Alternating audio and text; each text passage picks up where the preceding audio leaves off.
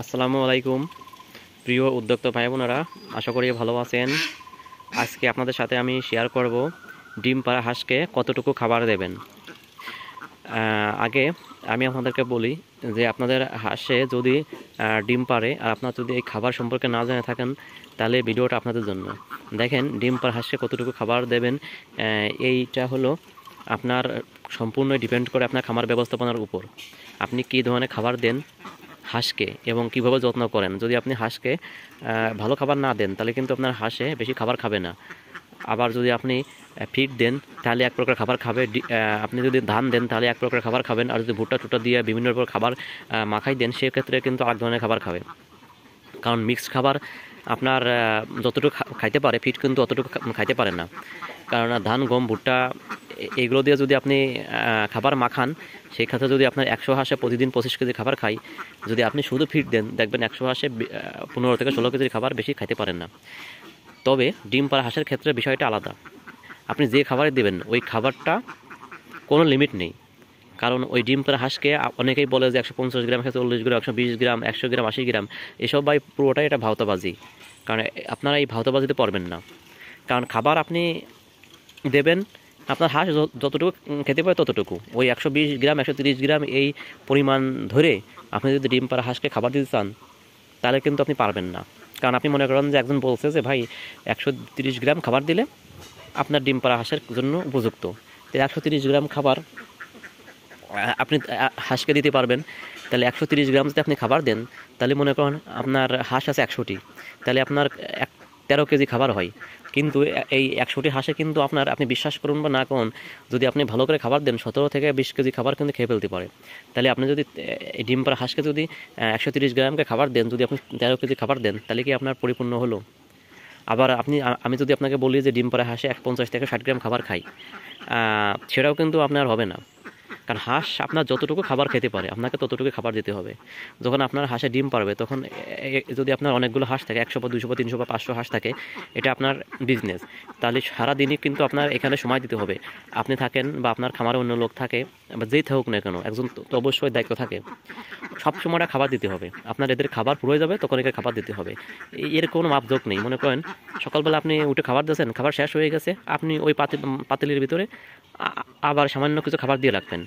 দেখবেন ওরা কিন্তু ওই খাবারটা আস্তে আস্তে খাবে, কিছু খাবার ধুয়ে দেবে, আবার খানিক পরে আবার খাবে। যখন ওই খাবারটা শেষ হয়ে যাবে, তখন আপনি ওই পাতিলে আবার অল্প কিছু খাবার দেবেন। দেখবেন হাঁসগুলো কি করবে, ওই একবারে সব হাঁসগুলো আপনার হাবাতের মতো খাবার খাবে না। ওই যার যতটুকু খাবার প্রয়োজন, সে ঠিক ততটুকু খাবার খাবে, তার চেয়ে বেশি সে খাবার খাবে না। আপনি যদি সবসময় দিয়ে রাখেন, তাহলে এক্ষেত্রে আপনি কি জানেন, আপনার প্রত্যেকটা হাঁসে সমান পরিমাণ পেট ভরে থাকবে। কারণ সমান পরিমাণ পেট যদি ভরে না থাকে, এরা কিন্তু আপনার ডিম আসবে না, ডিম দেবে না। কারণ আপনার যদি হাঁসের ডিম আনতে হয়, তাহলে কি করতে হবে, সব সময় আপনার খামারে খাবার দিয়ে রাখতে পারবেন। দেখেন আমার যে হাঁসগুলো আপনি দেখতে পাচ্ছেন, আমি কিন্তু দেখেন ওই যে একটা পাতিল দেখছেন, আমি কিন্তু একটা পাতিলে কিন্তু খাবার দিয়ে রাখছি। সকালে কিন্তু আমি খাবার দিছি, এখন কিন্তু প্রায় 12টা বাজে। সকালে কিন্তু আমি খাবার দিছি, খাবার দেওয়ার পরে আমি কিন্তু ওই পাতিলটা ভরে আবার খাবার দিয়ে রাখছি। খাবার দেওয়ার পরে এটা হয়েছে কি, তাহলে যার প্রয়োজন হচ্ছে সেই শুধুমাত্র ওইখানে ঢুকাইছে, অল্প অল্প খাবার খাইছে, এবং অল্প খাবার খাওয়াতে আমারও কিন্তু সুবিধা হচ্ছে, ওদেরও সুবিধা হচ্ছে। তাহলে আমার একবারে কিন্তু অনেক পাতিলে আবার খাবার দিয়ে লাগতেছে না। আবার আমার কিন্তু কষ্ট কম হচ্ছে, কারণ আমি সকালবেলা একবারে খাবার মাখায় রাখছি, অল্প অল্প অল্প করে খাবার দিচ্ছি, ওরা কিন্তু অল্প অল্প করে খাবার খাচ্ছে। এই জন্য আপনারা চেষ্টা করবেন ডিম পাড়া হাঁসকে ওই কোনো মাপঝোঁক না দিয়ে একবারে ওদের যতটুকু প্রয়োজন ততটুকু খাবার দেবেন। আপনি ওইভাবে খাবার দিতে দিতে দেখবেন সকালে যদি আপনি খাবার মাখান, তাহলে ওই খাবার আপনার একটু বেশি করে মাখাবেন, দেখবেন আমার দুপুর পারে ওই ওই একই খাবার। আবার আপনি যদি যে খাবার, আমি আবার বলি, মনে করেন যে আপনার সকালে এবং দুপুরবেলা যে পরিমাণ খাবার খাবে আপনার হাঁসগুলো, যে আপনি সকালে দিয়েছেন পেট ভরে খাওয়াইছেন, আবার দুপুরে পেট ভরে খাওয়াইছেন, আবার বিকেলে পেট ভরে খাওয়াই আপনি হাঁসগুলোকে উঠাই রাখছেন, 3 বেলা খাবার দিচ্ছেন, মোটামুটি ডিম পারতেছে, কিন্তু প্রোডাকশন বেশি আসতেছে না।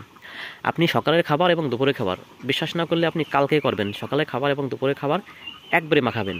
সকাল এবং দুপুরের খাবার আপনি একবেলা মাখাবেন, একবারে মাখায়ে সকালবেলা যে খাবারগুলো দিচ্ছেন ওই খাবারগুলো ওদেরকে দেবেন। দেওয়ার পর ও যখন খাওয়া শেষ করবে, আপনি দুপুরে খাবারের যে অংশ থাকবে সেখান থেকে ওদেরকে খাবার দেবেন, দেখবেন ওরা সেই খাবার থেকে কিছু খাবার খাবে এবং বাকি খাবার পড়ে থাকবে। যখন ওদের বাকি খাবার পড়ে থাকবে, আপনি ওই পাত্রের ভিতরে আবার কিছুটা খাবার দেবেন, ওই খাবার ওরা খাবে না।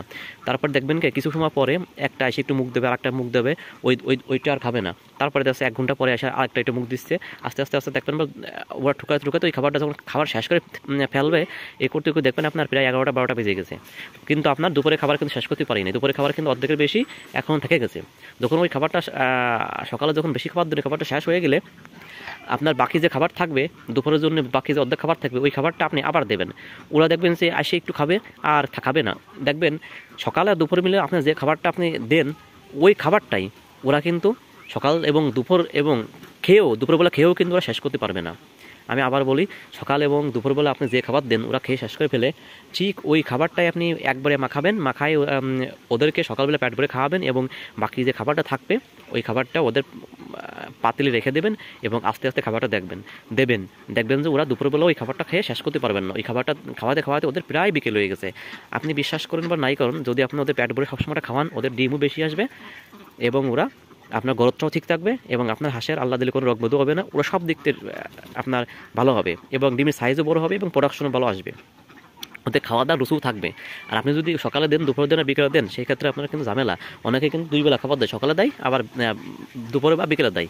এটা কিন্তু করবেন না। ওদের যতটুকু প্রয়োজন আপনি ততটুকু খাবার দেবেন। যদি আপনি যতটুকু প্রয়োজন ততটুকু খাবার না দেন, তাহলে হাঁসের ডিম আসবে কই থেকে? এই জন্য ডিম পাড়া হাঁসের কোনো নিয়ম নীতি নেই।